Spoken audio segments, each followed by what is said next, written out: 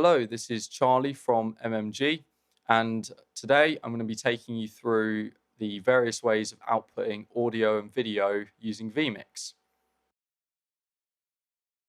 In VMIX, there are multiple ways to output video and audio, and the first one we're going to be having a look at is called the full screen output or outputs. So what is full screen outputs? Because the name doesn't necessarily give it away. So essentially what it means is it's your HDMI outputs on your device. So your graphics card outputs. Now, in order to configure these, the first thing that we're going to want to do is basically figure out what screen we want to output to. So to do that, we go to our display settings, which I'll show you now. So I'm on the display settings of our device, where I've got this second screen connected. Now you could have 4 screens connected and you can choose whatever screen you want to output to. And the way you do that is you click identify. So as you can see on the feed, you can see there, as I'm actually recording the output of VMIX through a capture card so that you can basically watch along of what I'm doing. So I know the screen that I'm using to control VMIX is number 1, my output, or the screen I want to output to is number 2. So that's the main bit of information. It doesn't matter what resolution frame rate you set on this. VMIX will output to it, and yeah, whatever you need it to be really. So now we're going to head back to VMIX. Cool, so now that we're back in VMIX and we know that the screen we want to output to is screen 2. So now I'm going to go to our settings where it says display right at the top, first thing that opens. Now as you can see, we've got full screen 1 and full screen 2. So VMIX can do 2 full screen outputs. Now, full screen 1 is obviously what we're going to use today because we've only got the one screen connected. Now, the way we choose the display we want to set to output to is through this display option here. So you can have none, or you can have 1, 2, 3, or 4. So that corresponds with the number that your display settings within Windows sets for that display. So obviously for us, that was display 2. So we're going to use display 2. Now, something I'd mention, when you're utilizing the full screen outputs in VMIX, your cursor, as you can see, can actually go onto the screen. So I highly recommend essentially checking this hide cursor option so that your cursor won't accidentally go onto your feed. Now, how do we set what goes to the full screen outputs? We set that in the outputs options here. Now, I've covered a lot of these options in our VMIX main UI tutorial, but for the sake of this tutorial, we're going to cover them again so that everything for outputs is in one place. So full screen 1 and 2 are here. Now, this is where we can set the source, as it says here. So what we want to send to that output. Now, the other option we get is what overlays do we want to be allowed to show on that output sort of thing. So if we don't want overlay 1 going to the output, we want everything else. You can click that, and that will then disable overlay 1 from going to that full screen output. You could turn them all off, or you could have them all on, and it's the same with stingers as well. Now we click OK. Now to start the full screen output, you essentially click this up here. It's currently grayed out, which means it's off. Click it, it goes green, and that means it's now on. And as you can see, you can probably see the feed where it says VMIX tutorial. Now, this little drop down here is a shortcut to actually get to what we want to send to that output. So it's the same thing as in the output settings here and clicking this drop down. Now you get more options with this drop down. You get basically everything that could be possibly available. But with this here, this shortcut, you only get the options that you've currently got active in VMIX. Now, let's say we want to send output 2 or input 2, sorry, to that full screen output. We click it, and then you would, as you can see, get input 2, which is this video here. If I set that back to output, we can chop, and as you can see, that's our main output window. And you can send multi-views as well, replays, the mix feeds. So there's many different options here. Now for audio, with these full screen outputs, you can't necessarily directly send audio as easily as the external outputs, which we'll get to, down the HDMI, but there are various ways you can do it using the audio outputs and setting it to your HDMI device within here. And also, if you have it set as default device for the audio, you could then set your computer's audio to that capture card as it is here, or HDMI then for whatever screen it's being sent to, just like so. And that would allow you to send audio down it. But I'd say the main use case for the full screen outputs is things like multi-views. You could theoretically use it for a stream out to say a Zoom laptop, but it's not necessarily what I'd recommend for that. And that's where I'd recommend your external outputs. So to turn that off, it goes off. We're now going to move on to the external outputs of VMIX. And you can essentially get to it through the settings window here, external output. However, if we click on the cog, you can see that we also have a shortcut to that external output settings there, and then also this outputs, which takes you to this window here. So the external cog here gives you output 2, 3, 4, and the SRT. Now that corresponds with the same 1, 2, 3, 4 here. Obviously just 2, 3, 4 for the cog. And also same with the external outputs. This 1, 2, 3, 4 correspond with 1, 2, 3, and 4. So whatever is being sent to these is what will also be sent to these here. And you can get the shortcut to that down there as well. Now for the external output, this is where we want to basically be to set our external output. So in this case, I'm going to be using a SDI output card, a Blackmagic deck link, and we're going to be sending video and audio down one of those SDI channels using the external out of VMIX. So I'm going to quickly just connect the SDI for that, and then we'll get back to the tutorial. Okay, so I've now connected the SDI to the capture card that you can see, so that you can now basically see the output as I do it. So to start with, you can see that this bit here is grayed out. We want to check external renderer, and that's what will then unlock these settings. Now, I would also recommend unchecking the streaming settings and display settings, just so we can set the output resolution to exactly what we want it to be. Now, to set the device, where it says device, you click there, and now I'm going to be sending out of deck link quad 1, just like so. The port, SDI, but you could probably leave that as default. That should be completely fine. We can choose what audio channel we want to send, so master, any of the other audio buses, or a combination of those buses. And we can also choose if we want to send alpha. So if we're sending it to maybe a Blackmagic device with a keyer, for example, you could then send alpha and actually key that out. We can also delay the audio being sent out as well, so you can actually add delay to the audio. So that's how we set up the external renderer. So I'm going to click OK.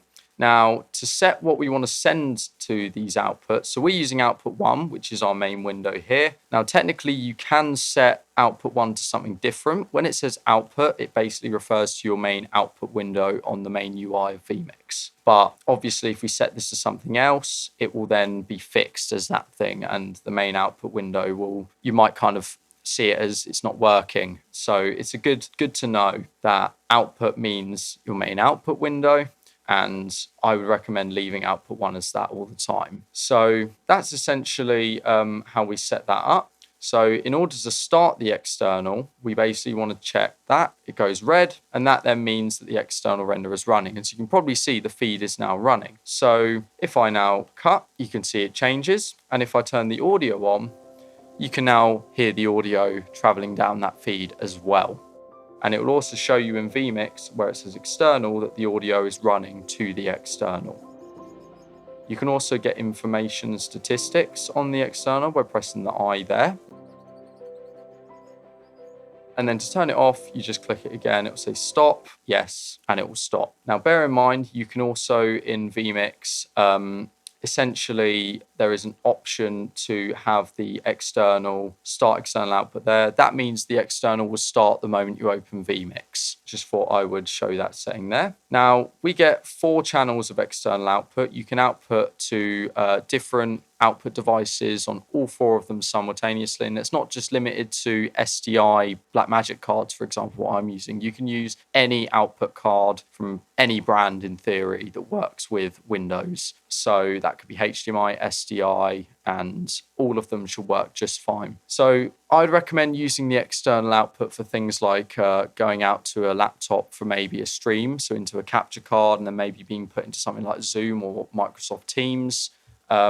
Or maybe you just want to send it to a recorder. and record your audio and video on a separate external recorder just as backup. And that's where I would recommend using the externals, as these are highly reliable ways of transmitting audio and video through VMIX. Thing to note, if your computer's audio is set to that same output port of the output device, bear in mind you may get double audio if that occurs, so make sure that your Windows sound device is not set to that output device. So I think that covers the external outputs, but I will just quickly touch on the sort of other output options you get in VMIX. So with the same channels as the external outputs, you also get the ability to have NDI outputs, which you can turn on and off just like so. Same with the OMT outputs and the SRT. But bear in mind, if I click the SRT on, it will take me to this settings page here, which is the same settings page as this cog.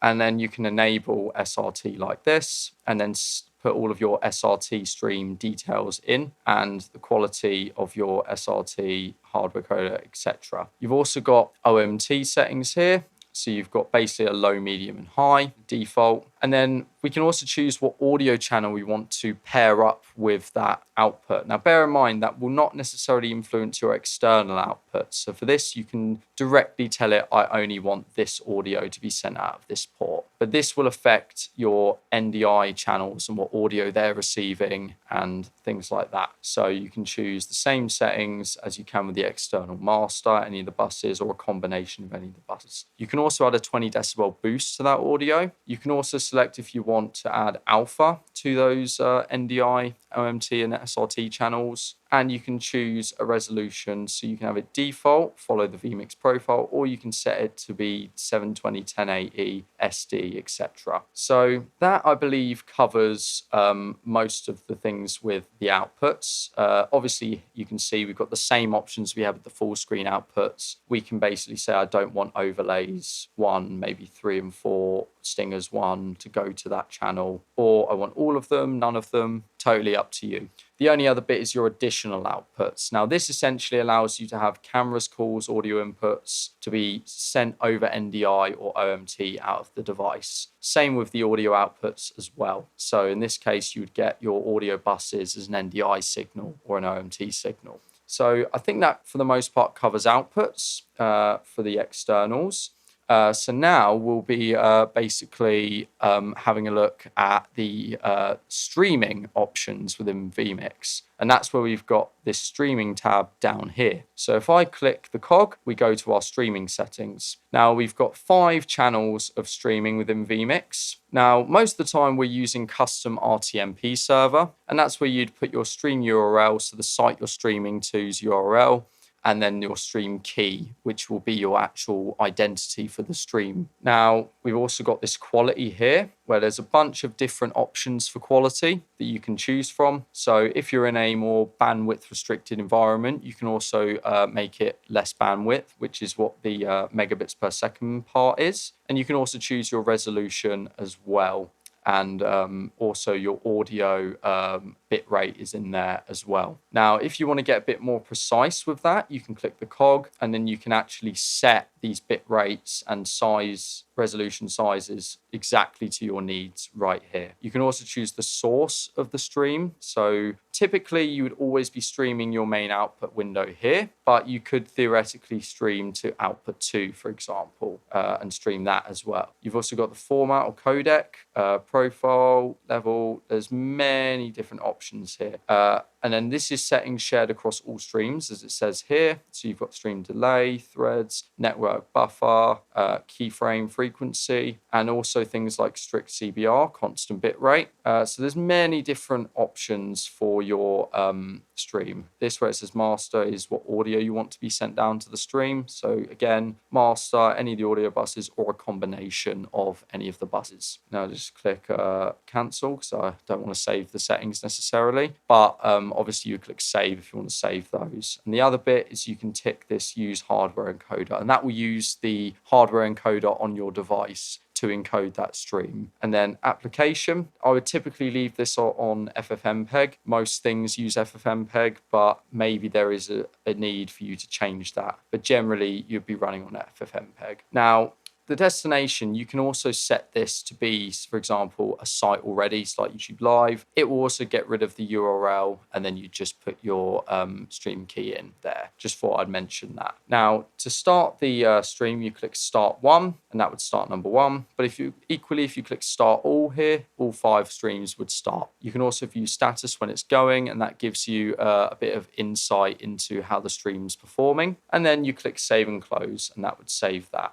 Let's say you've got a reoccurring client and you're doing many jobs for them, always streaming to the same platform, same place. You could add a profile on here, and then you'll be able to select a profile for that job, and it would be also ready to go for you. Obviously, though, you'd need to put the new stream key in, but everything else would be exactly the same. Now, to start the stream, you can also click on here where it says stream, and that will also start your stream. If you click the drop down arrow, you can also click start all streams as well here, and that would then start all 5. Now, when the stream starts, it will go red, and when it goes red, that means it's locked and you are streaming and it is connecting, it's working. Now, if after a while it's yellow, that means that you're potentially having connection problems in terms of your internet bandwidth. So in that case, you might want to, if you see that happen in a test, for the main thing, you might want to use a lower bit rate for the stream quality to minimize those dropouts and things like that. So that covers streaming settings within VMIX.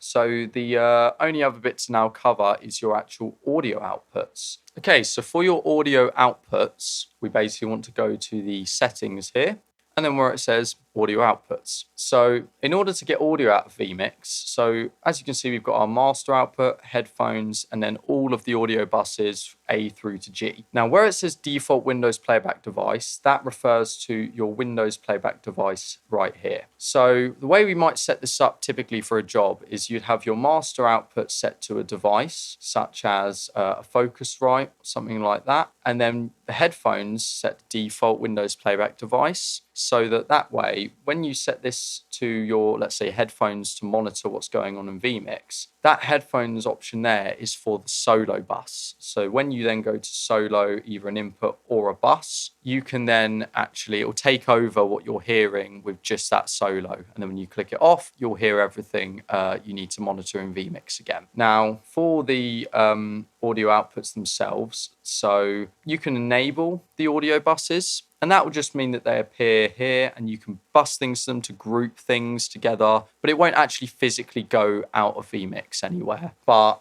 if we, let's say, click this and go to our Focusrite that we've got connected in output 1. Now, I've got this recording so that you can hear what happens. So if I set that to be bus A now comes out of the output 1 on the Focusrite, which is on the back through a jack. I click OK. VMIX want to restart quickly. So you want to make sure to definitely set this up before you go live. And now, as you can hear, that's now coming out of that Focusrite through the back of it. And that's using the audio outputs of VMIX. Now, you can technically send all of the buses out of completely different places, and you can do all kinds of things with that.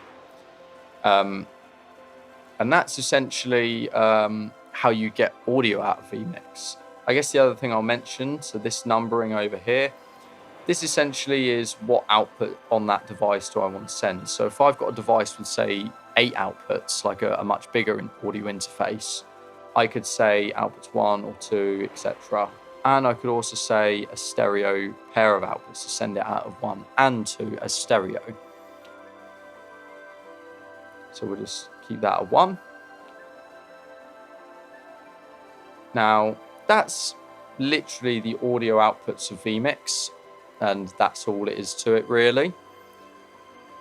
So I think that actually covers all of the outputs within VMIX now. So that's how you get audio, video out of VMIX through either physical cables or streaming over the network. And as you can see, there's many different options for getting audio and video out of VMIX. Hopefully you've enjoyed this tutorial. Make sure to visit our website at mmgaxis.io, where you can find all of our latest content, everything there is to know about our products, all relating to live events, audio and video. Links to all of our socials will be on there as well, including our YouTube, where you can find more tutorials such as this one, tutorials for our products and NDI tools as well. So thank you for watching, and we'll see you again soon.